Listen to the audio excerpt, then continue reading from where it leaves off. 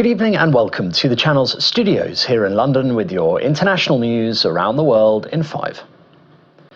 3 Americans who were freed in a prisoner swap deal with Russia, including the Wall Street Journal reporter Evan Gershkovich, have arrived back on US soil. Mr. Gershkovich was one of 16 prisoners swapped for 8 Russian prisoners in what has been described as the biggest exchange since the end of the Cold War between Russia and the West. The exchange at an airfield in Turkey also included the release of former US Marine Paul Whelan and the Russian-American journalist Alsu Kurmasheva. After touching down at Joint Base Andrews in Maryland, Mr. Gershkovich, Ms. Kurmasheva and Mr. Whelan emerged from the jet to cheers from those on the tarmac. All 3 were greeted by the US President Joe Biden and Vice President Kamala Harris before they embraced their families. I meant what I said. Alliances make a difference. They stepped up, they took a chance for us. It mattered a lot. So the light is their home. Meanwhile, 8 Russian prisoners arrived back in Moscow after the historic exchange between Russia and the West. Russian President Vladimir Putin greeted each person as they stepped off the plane.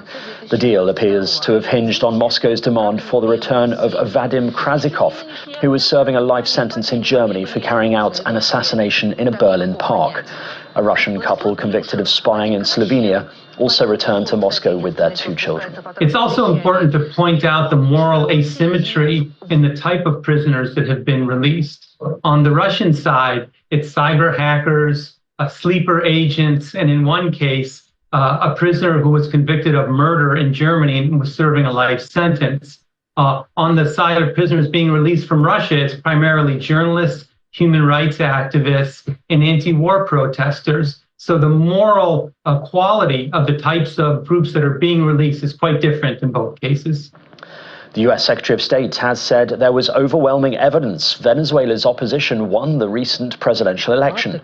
In a statement, Antony Blinken said it was clear Edmundo Gonzalez had won the most votes, despite incumbent President Nicolas Maduro declaring a disputed victory. In a post, he said electoral data overwhelmingly demonstrates the will of the Venezuelan people. Democratic opposition candidate won the most votes in Sunday's election. Venezuelans have voted and their votes must count. His intervention comes as the presidents of Brazil, Mexico and Colombia all called on Venezuela to release the full details of last Sunday's election. The burial ceremony for the Hamas chief Ismail Haniyeh, who was assassinated in Iran, has taken place in Qatar. Funeral prayers for Haniyeh took place at the Imam Mohammed bin Abdul Wahab Mosque, the largest in Qatar, before he was buried at a cemetery in Lusail, a city north of Doha. Hamas said that Arab and Islamic leaders and those involved with other Palestinian factions attended, as well as members of the public. Haniyeh was killed during a visit to Iran's capital. Iran and its allies have blamed Israel, although Israel has not claimed responsibility for his death. Thousands of people, from students to rickshaw drivers, have protested in the Bangladeshi capital of Dhaka, vandalizing armoured police vehicles and chanting anti-government slogans.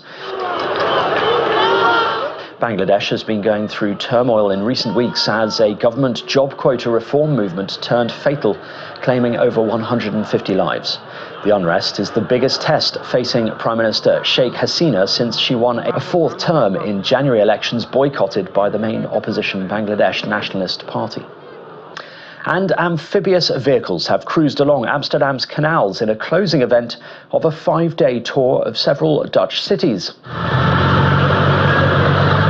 The owners of these unique cars, flying flags from all over Europe, sailed in Amsterdam waters for the last time.